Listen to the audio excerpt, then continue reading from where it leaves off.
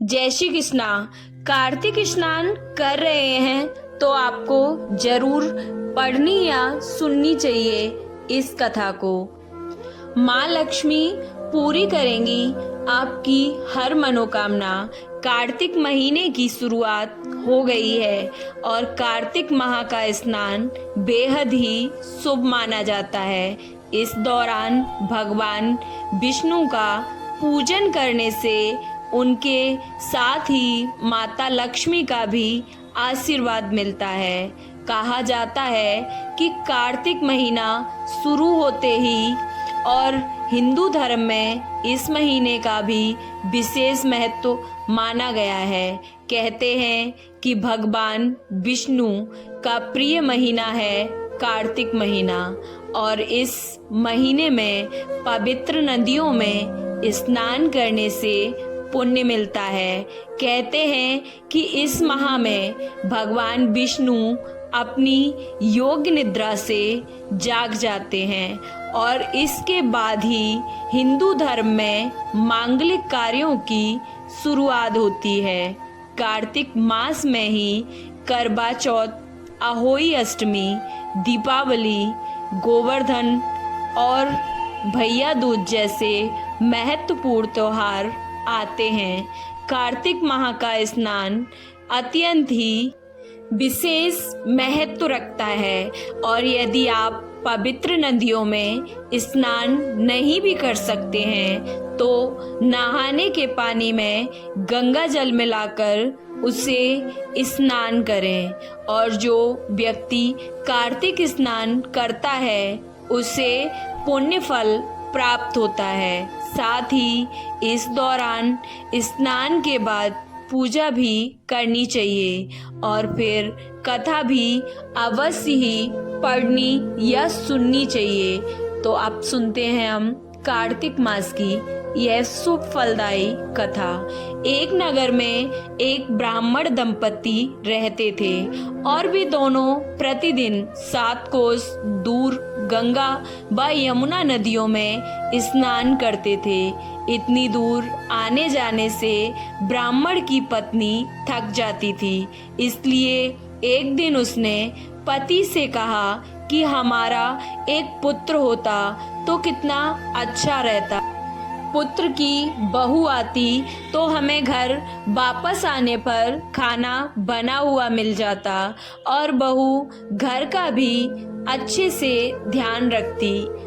ब्राह्मण अपनी पत्नी की ये बात सुनकर अब उसने कहा, तू सही कह रही है, चल मैं तेरे लिए बहू ही ला देता हूँ। ब्राह्मण ने कहा कि एक पोटली में आटा डालकर कुछ मोहरें उसमें रख दे। ब्राह्मण के कहे अनुसार उसने पोटली बांधकर रख दी। पोटली लेकर ब्राह्मण चला गया। ब्राह्मण को सफर के दौरान यमुना के किनारे बहुत ही सुंदर लड़कियां दिखाई दी।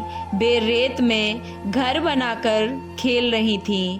उनमें से एक लड़की ने कहा कि मैं अपना घर नहीं बिगाड़ने दूंगी, मुझे तो रहने के लिए ये घर ही चाहिए। लड़की की बात सुनकर ब्राह्मण मन ही मन सोचने लगा कि बहू बनने के लिए यह लड़की उचित है।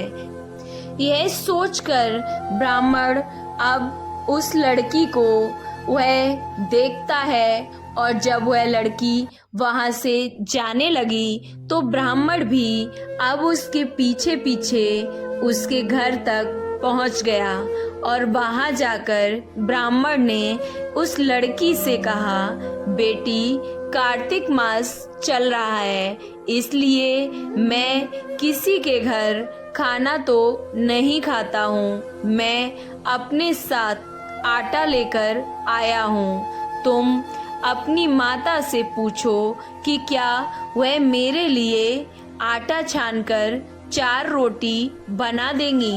यदि वह मेरा आटा छानकर रोटी बनाएंगी तो ही मैं रोटी खाऊंगा। लड़की ने जाकर अपनी माँ से ये सारी बात बताई। माँ ने कहा, ठीक है, जाओ ब्राह्मण से कह दो कि वह अपना आटा दे दें, मैं उनके लिए रोटी बना दूंगी। जब वह आटा छानने लगी तो आटे में से मोहरें निकली और वह सोचने लगी कि जिसके आटे में इतनी मोहरें हैं उसके घर में कितनी मोहरें होगी। जब ब्राह्मण खाना खाने बैठा तो लड़की की माँ ने उस ब्राह्मण से पूछा, क्या आपका कोई बेटा है और क्या वह बड़ा है? आप उस लड़के की सगाई करना चाह रहे हो?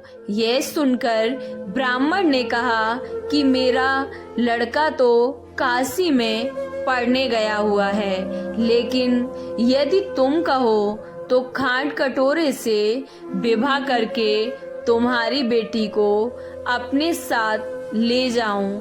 लड़की की माँ ने कहा, ठीक है। इस पर लड़की की माँ ने लड़की की खांड कटोरे से शादी करके उसे ब्राह्मण के साथ भेज दिया। ब्राह्मण ने घर आकर कहा, रामू की माँ, दरवाजा खोलकर देख, मैं तेरे लिए बहू लेकर आया हूँ। ब्राह्मण की पत्नी भीतर से ही बोली, हमारे तो कोई भी बेटा नहीं है, तो बहू कहाँ से लाए हैं? दुनिया ताने मारती थी, अब आप भी मुझे ताने मारने लगे। ब्राह्मण ने कहा, तू दरवाजा खोलकर देख तो सही। जब ब्राह्मण की पत्नी ने दरवाजा खोला तो देखा कि सामने बहू खड़ी है। उसने बहू का स्वागत किया और आदर सत्कार से अंदर ले गई। अब जब ब्राह्मण अपनी पत्नी के साथ नदी स्नान करने जाता तो पीछे से बहू घर का सारा काम करके खाना बनाकर रखती थी। वह उनके कपड़े धोती और रात को हाथ पैर भी दबाती थी। इस तरह बहुत दिन बीत गए। ब्राह्मणी ने अपनी बहू से कहा कि बहू, कभी चूल्हे की आग मत बुझने देना और मटके का पानी कभी भी खत्म मत होने देना। परंतु एक दिन चूल्हे की आग बुझ गई। यह देखकर बहू घबरा गई और भागी भागी अपनी पड़ोसन के पास गई और कहा कि मेरे चूल्हे की आग बुझ गई है, मुझे थोड़ी आग चाहिए। मेरे सास ससुर सुबह स्नान करने गए हुए हैं, वह थके हुए घर आएंगे, इसलिए मुझे उनके लिए खाना बनाना है। यह सुनकर पड़ोसन ने कहा कि तू बावली है, तुझे यह दोनों मिलकर पागल बना रहे हैं। इनके तो कोई भी पुत्र नहीं है और ये दोनों निसंतान हैं। बहू ने कहा, नहीं, ऐसा मत बोलो, इनका बेटा तो बनारस काशी में पढ़ने गया हुआ है। इस पर पड़ोसन ने कहा कि यह तुझे झूठ बोलकर लाए हैं, मेरी बात सच मान, इनके तो कोई भी बेटा नहीं है। अब बहू पड़ोसन की बात में आ गई और कहने लगी कि अब आप ही बताओ कि मैं क्या करूं। पड़ोसन ने कहा कि करना क्या है, जब तुम्हारे सास ससुर आए तो जली हुई रोटियां बनाकर देना और बिना नमक की दाल बना देना। खीर की करछी दाल में ही, दाल की करछी खीर में डाल देना। पड़ोसन ने उसे अच्छे से सब कुछ सिखा पढ़ा दिया और फिर जब उसके सास ससुर घर आए तो उसने ना तो उनका आदर सत्कार किया और ना ही उनके कपड़े धोए। जब उसने सास ससुर को खाना दिया तो सास बोली, बहू, आज ये रोटियां जली हुई क्यों हैं और दाल भी बिल्कुल अच्छी नहीं है। तब बहू ने पलट कर कहा कि एक दिन ऐसा खाना खा लोगे तो क्या कुछ बिगड़ नहीं जाएगा। खा लो, ये सब तुम्हारा ही है। सास ससुर को खरी खोटी सुनाकर और वह पड़ोसन के पास गई और बोला, अब आगे क्या करना है। पड़ोसन ने कहा कि अब तुम सातों कोठों की चाबी मांग लेना। अगले दिन जब भी स्नान करने के लिए वह जाने लगे तो बहू अड़ गई कि मुझे सातों कोठों की चाबी चाहिए। तब ससुर ने कहा कि इसे चाबी तुम दे दो, और सास ने बहू की बात मानकर उसको चाबी दे दी। सास ससुर के जाने के बाद जब बहू ने दरवाजा खोला तो देखा कि किसी में अन्न भरा है, किसी में धन भरा है और किसी में कोठे के बर्तन भरे हैं। जब उसने सबसे ऊपर का 7वां कोठा खोला तो देखा कि शिव जी, पार्वती माता, गणेश जी, लक्ष्मी माता, पीपल पर्थवारी, कार्तिक के ठाकुर, राई दामोदर, तुलसी जी का बिछड़वा, गंगा, यमुना और 33 कोटि देवी देवता विराजमान हैं। वहीं पर एक लड़का चंदन की चौकी पर बैठा माला जप रहा है। यह सब देखकर उसने लड़के से पूछा कि तुम कौन हो। तब लड़का बोला कि मैं तो तेरा पति हूँ। अभी दरवाजा बंद कर, जब मेरे माता पिता आएंगे तब दरवाजा खोलना। यह सब देखकर बहू बहुत ही खुश हुई और 16 श्रृंगार करके सुंदर वस्त्र पहनकर अपने सास ससुर का इंतजार करने लगी। उसने अपने सास ससुर के लिए अच्छे अच्छे पकवान बनाए।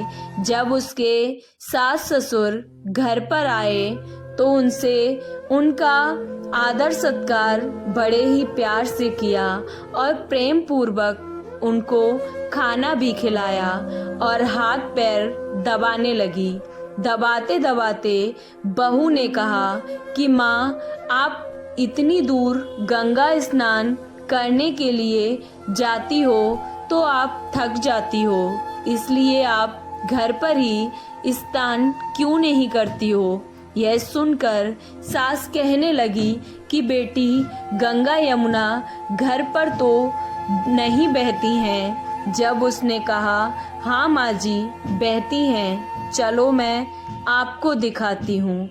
जब बहू ने 7वां कोठा खोलकर दिखाया तो उसमें शिव जी, पार्वती जी, गणेश जी, लक्ष्मी जी, पीपल पथवारी, कार्तिक के ठाकुर, राई दामोदर, तुलसी जी का बिछड़वा, गंगा यमुना बह रही थी और 33 कोटि देवी देवता विराजमान हैं। वह चौकी पर बैठकर एक लड़का माला जप रहा था। माँ ने उसे देखकर कहा कि बेटा, तू कौन है। लड़का बोला, माँ, मैं तेरा बेटा हूँ। तब ब्राह्मणी ने पूछा कि तू कहाँ से आया है। लड़के ने जवाब दिया कि मुझे कार्तिकेय ने भेजा है। माँ ने कहा, बेटा, यह संसार कैसे मानेगा कि तू मेरा बेटा है। माँ ने कुछ विद्वान पंडितों से मदद मांगी। पंडितों ने कहा, इस पार बहू बेटा खड़े हो जाएं और उस पार माँ खड़ी हो जाए। माँ ने चमड़े की अंगिया पहनी और वो छाती से दूध की धार निकालकर बेटे की दाढ़ी मूछ भीगे और पवन पानी से गठजोड़ा बंधे, तब मानेंगे कि यह इस माँ का ही बेटा है। उसने ऐसा ही किया। चमड़े की अंगिया फट गई और छाती से दूध की धार निकलकर बहने लगी और बेटे की दाढ़ी मूछ भीग गई।